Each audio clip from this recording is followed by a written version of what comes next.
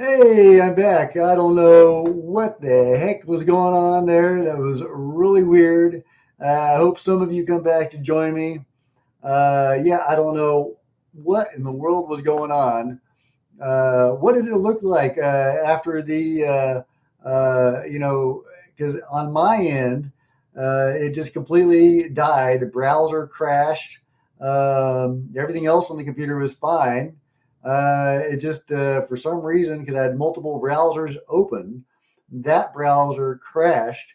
And just right when I was talking about James Forrestal, are they still trying to cover that up?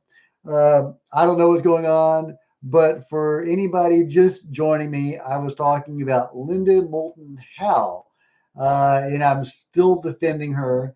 And but as I was talking about MJ12 and James Forrestal, all of a sudden the browser crashed and the stream died, and the only way I could get out of it was to reboot and go back into YouTube and then to delete the video.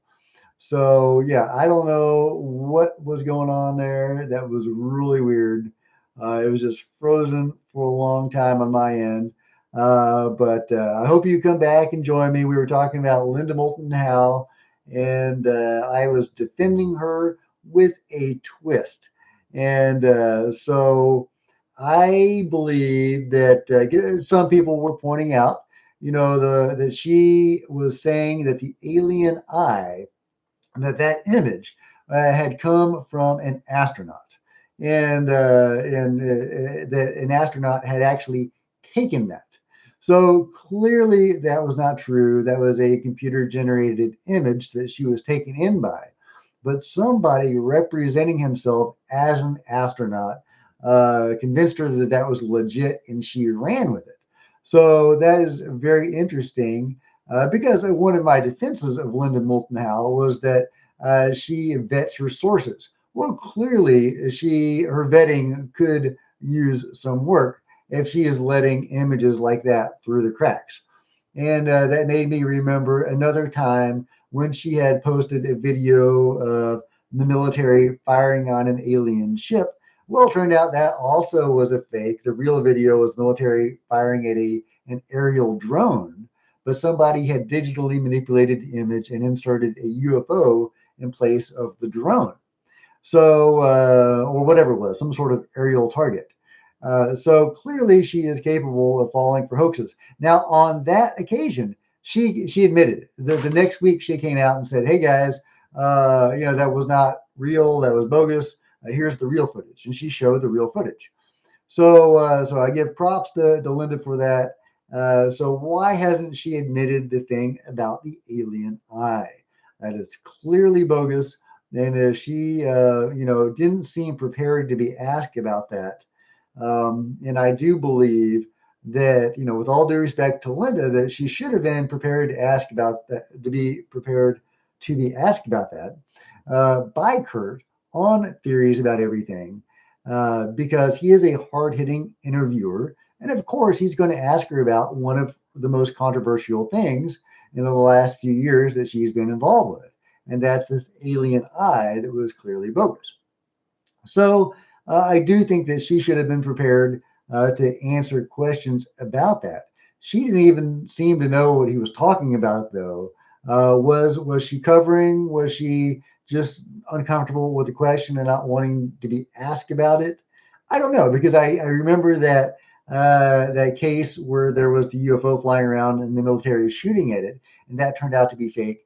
And she did actually respond to that and just the very next week.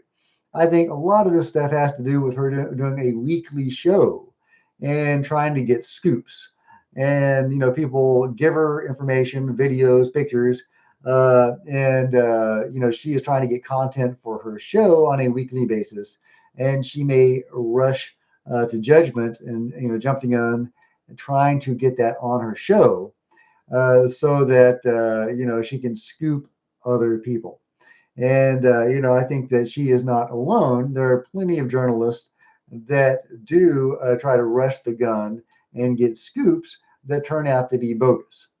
So I think that's what would happen on those occasions. But I do think that she should come out and admit that the alien eye image was not legit. I fully agree with her critics on that. And I do think that was fair for Kurt to be asked about that, or to ask her about that. Where I disagree with Kurt is I don't think it was fair for him to come out and accuse her of being a bad journalist when clearly she has a record of being a very good journalist. And to that point, people were saying that,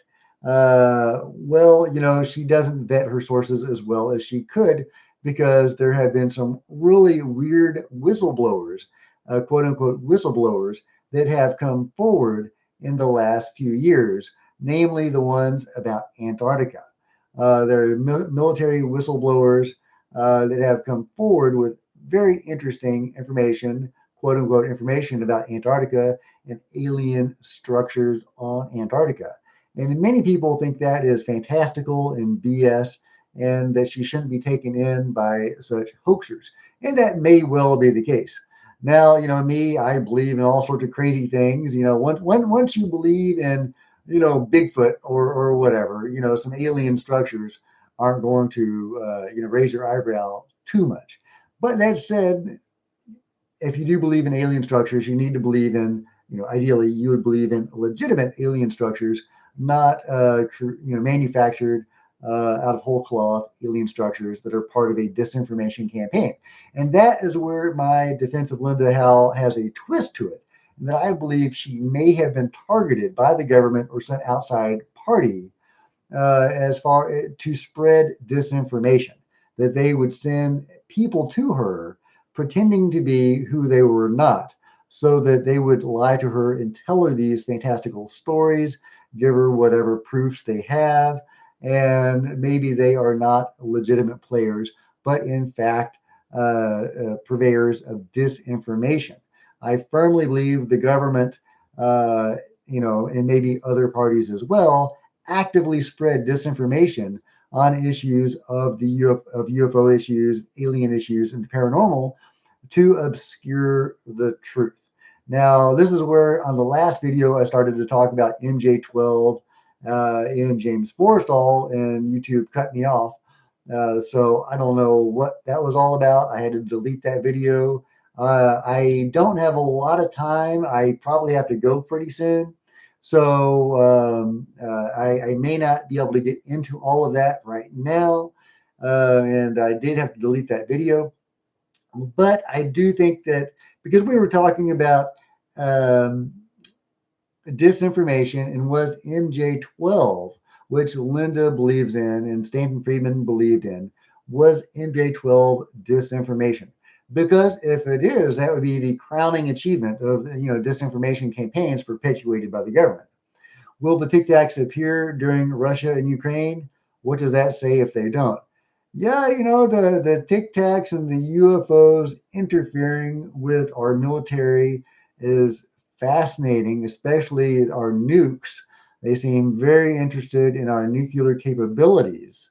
And, they have deactivated our nukes. And in the case of Russia, I think it was in the 60s, when they primed all of their nuclear warheads at a certain station, like the DEFCON, going to DEFCON 1, they were about to launch their nukes. The aliens were about to launch Russia's nukes, or pretending that they were going to, and totally freaking the Russians out, which was probably the point.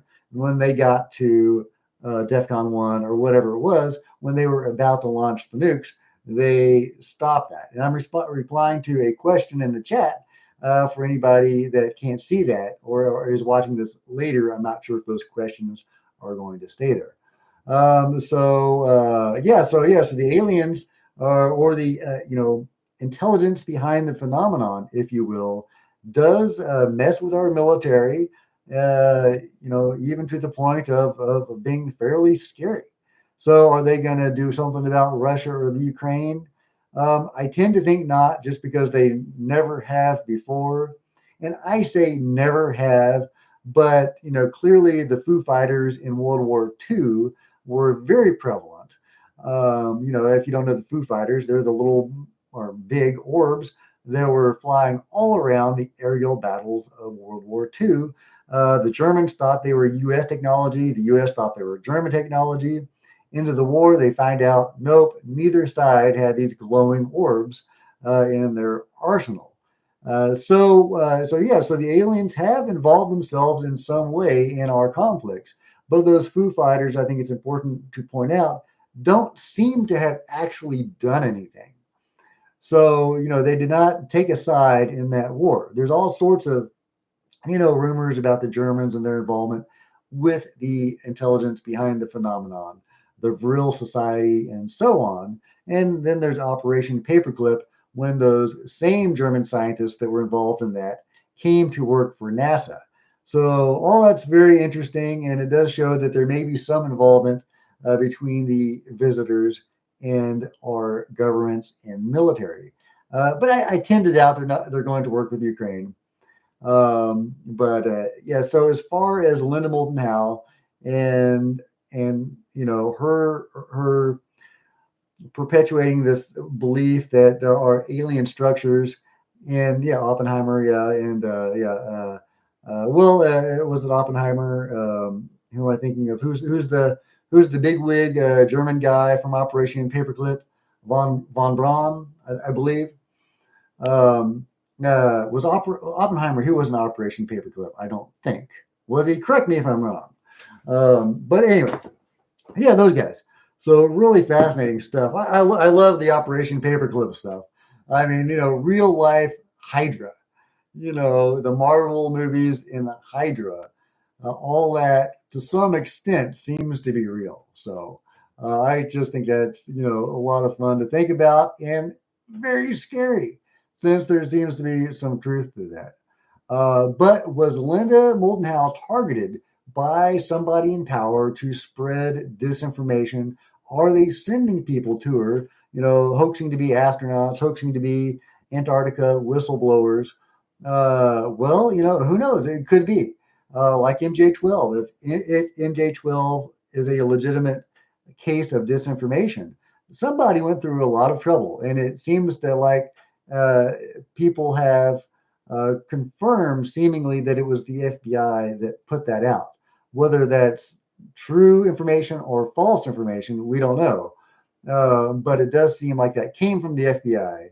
And so that is a classic case of disinformation, if that's what it is. Now, I was talking about James Forstall and his involvement, because he was purported to be one of the 12 of MJ12, one of the members of the control group, the original control group, supposedly, although I believe there was most certainly a control group before that.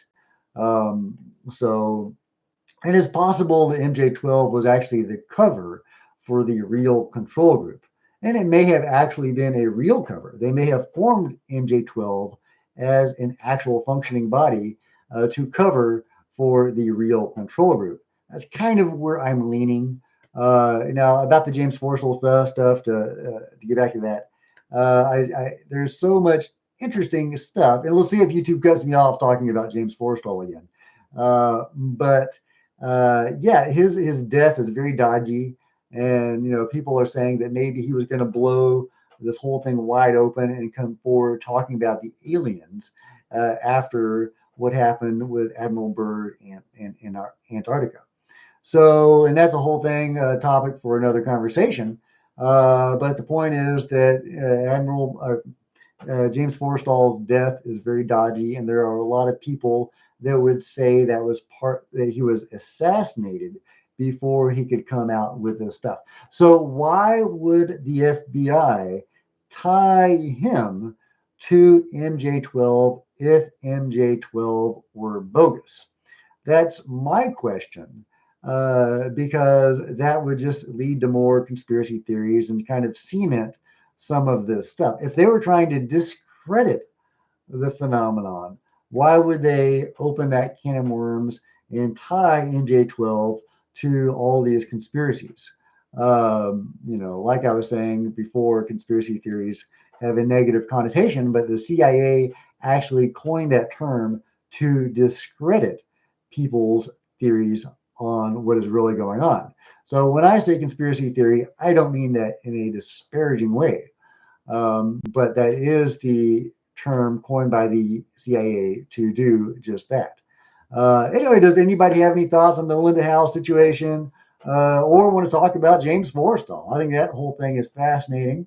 But yeah, speaking of Antarctica, and whether or not that's too fantastic to believe, well, there's the Admiral Byrd situation where he, was the leader of three battle groups that went down to Antarctica, very possibly were driven back by some mysterious foe, and retreated. And shortly afterward, I believe, is when James Forrestal fell to his death, whether by his own means or somebody else's. Was he going to blow the lid on this after what happened on Antarctica? I don't know, but I do think MJ12, that is one of the leading pieces of evidence that make me believe that MJ12 might actually be legit, is tying James Forrestal to it. Because I do think that it's weird that if they were going to use this as disinformation to discredit the phenomenon and the study of the phenomenon, that they would tie somebody like him to that. Because that just, that opened up a whole can of worms. And yeah, anyway, that's a whole thing. I would love to just talk about James Forrestal because that is an amazing case. But actually, Richard Dolan has done a great breakdown of that. And there's been others that have talked about that as well. But I highly recommend seeking out Richard Dolan's James Forrestal lecture, where he does a deep dive. He goes, I think it's about an hour-long presentation about James. NASA found giant underground cavern in Antarctica, almost the size of Manhattan. Yeah, yeah. So once you believe that there is probably something funky going on in Antarctica, it's not hard to believe Linda Howe's whistleblowers about Antarctica. So I don't necessarily think that's too fantastical to believe. However, I do believe there are active disinformation agents out there, and that it is possible that she could have been targeted to spread this information because maybe her vetting practices aren't as good as they should be, or maybe it's good because she does believe more fantastic things than most ufologists do, and so she might be seen as more credible or more more gullible as far as all this goes. And maybe she is to an extent. Maybe her mind is so open that she's willing to accept the word of people pretending to be astronauts when they are clearly not, and they're trying to sell her on this idea of an alien eye. This somebody presenting themselves as an astronaut came to her and said they had taken a picture of an alien and gave that picture to her, and she ran with it. And yeah, so I do think she is a little bit gullible, honestly, but I don't mean that in a mean way. I do think that her mind is very open, and maybe she should grill her sources a little bit more. Again, I do think part of that is because she does run a weekly show and she's trying to get content for that show, and she jumps the gun on some stuff that she probably shouldn't jump. But yeah, so I do want to defend Linda because I didn't see enough people doing that. People are very quick to attack her. And honestly, if I wanted to attack her, I probably could get more views because that does seem to be what a lot of people want to see. But I'm not like that. I'm not, I'm not going to do that. I try to stay away from the negativity as much as I can. Sometimes people do need to be called out, and I respect that. And I would call Linda out as far as the alien eye goes. But I do think that Kurt got a little pushy and actually called her a bad journalist. He didn't use those words, but I do think that he could have been a little more respectful. With all due respect to him, because I really appreciate his show and the great in-depth interviews that he does. Okay, so I think that's enough from me for the moment about that. But I did want to defend her with a twist because I do think it's possible she is targeted to spread disinformation because she is credulous. Is that the word? I'm blanking on the word because I'm live. But yeah, so does anybody have any thoughts or you want to talk about something else before I hit the road? I want to talk about ASRO, the Aerospace Research or Surveillance and Research Organization. I am very pumped about that and to find out where that is going. Are we going to get unclassified briefings on that? Because ASRO, if I'm saying that right, the newly formed organization in the Pentagon that is going to research UFOs is going to deliver briefings to Congress annually. And this is probably going to be something akin to the UAP Task Force report, and that's going to be an annual thing. For the UAP Task Force report, there was a classified version of it and an unclassified version of it.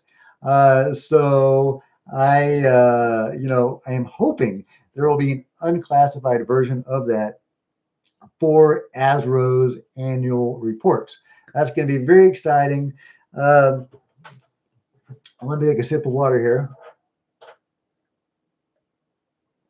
But I'm very curious to see what the relationship between ASRO and the control group is going to be. Area 51, whatever you want to call them, MJ12 with a breakaway civilization. I like to think of them as the Area 51 boys, although it's very possible they have actually moved away from Area 51. Maybe they're at Wright-Patterson or some underground base or series of underground bases. Who knows? But I do like to think of them as the Area 51 crowd. How are they going to respond to ASRO, the newly formed Pentagon group? Because part of the charter for ASRO is to perform crash retrievals, to exploit this technology. So they have to acquire this technology, these downed UFOs, and try to reverse engineer that technology. That's part of their charter. So we know that Area 51, they have, if you believe, Bob Lazar in those stories, they have entire ships, and they may even be working with the beings themselves, developing this technology. So, are they going to let ASRO in on the party? Is there going to be a race to every crash to retrieve them in that technology? Um, is Are the Area 51 guys planting their own agents among ASRO to suppress whatever it is they could learn? I think that is very interesting to think about and very possible. I think it's very likely that the control group is going to, the breakaway group is going to try to suppress anything that ASRO is able to learn. And it could be that ASRO is all a smokescreen designed to placate us. So, that's possible. I think that it is done for the legitimate reasons. I don't think that Lou Elizondo and Chris Millen and all those people would waste their time trying to develop a smokescreen. So I do believe that ASRO's intentions are honest. But could those intentions be subverted and their findings be suppressed? I think that's very likely, but we'll see. What do you guys think? Let's see. G-Man says Linda is pushing the subject forward. Remember, if just one part of it is true, the ETs are here. Yeah, exactly. Yeah. So yeah, if even one of these downed ships turned out to be a UFO, that means UFOs are real. So, and why do you think there are so many crashes? That is a question that has fascinated me for a long time. Why are there so many crashes? If these things can transverse the galaxy, possibly even dimensions, why are they continually crashing their ships? Surely they are better pilots than that, or their, ships are better because a lot of people say their ships are actually alive in some way. So surely they know better than to keep hitting the ground. The ground is down there, guys. Don't hit it. So why do they keep hitting it? What do you guys think? Because they shoot them down? Yeah, that is a very good possibility, and that is one. Yeah, yeah, that's right. He does. Colonel Corso talks about the battle, if you want to call it that, or at least the race to develop weapons that can be used against UFOs. And he says at the end of the book that indeed they have developed these weapons and have shot down at least one UFO. And that is kind of how he ends the book, which is a huge cliffhanger. I mean, come on, Colonel Corso, you end on a cliffhanger and you don't tell us, you tell us about the beginning of the war, but you don't tell us how things are going from there. So, yeah, so at the end of the day after Roswell, the U.S. has developed weapons to fight UFOs. And he says, okay, now that we've developed weapons, things should be fine. And that's how he ends the book. But to me, that's the beginning of the story. Uh, you know, but if indeed, we were developing weapons that could be used against UFOs, why didn't they? Why didn't the intelligence behind the phenomenon prevent that from happening? Surely they knew that we were developing or reverse engineering this technology. So why did they let us get away with it? What do you guys think? I mean, so that's another thing. There's the crash retrievals. There's the beings allowing us to retrieve the crashes and harvest that technology and reverse engineer them, and then even use that technology. So, were those crashes deliberate? Were those donations? I think that is a great question. There have been people, a couple of people that have come forward who were able to psychically link. One of them was a remote viewer, I believe, at least one, with the aliens, with the beings that were in the ship at Roswell. And there was one or more than one that were still alive uh, when the ship crashed. Supposedly, one was dying, and one, I believe, was actually taken into custody alive. Supposedly, that's the story. Who knows? But the people that were able to psychically read these beings, and one was a witness on site who was able to link up with one of the beings, and he sensed a great fear and sadness and even terror from these beings that were one was dying and one was being captured. And I think there was one, either Roswell or another case where the military guys are supposedly having shot one of these beings. But anyway, so these beings supposedly were scared. They did not seem like they were donating anything. Now, were they sacrificial lambs? Were their bosses donating them? Read up the Aztec Crash. Yeah, 18 bodies. Yeah, yeah. I didn't know there were that many. I have studied Aztec, but I didn't realize there were that many. Wow. Were any of them alive? Do you know? Were they all dead? You say 18 bodies. Were they all? Body seems to imply that they were dead. Do you know if there were any living beings retrieved from Aztec? But yeah, so really weird stuff to think about. And there's a lot of other weird things in the phenomenon that do appear to be true, but completely contradictory. Like I was just saying, it appears that we have developed weapons to fight the UFOs from the UFOs, and that the intelligence behind the UFOs allowed us to do that and may even have donated the UFOs to get us to that point.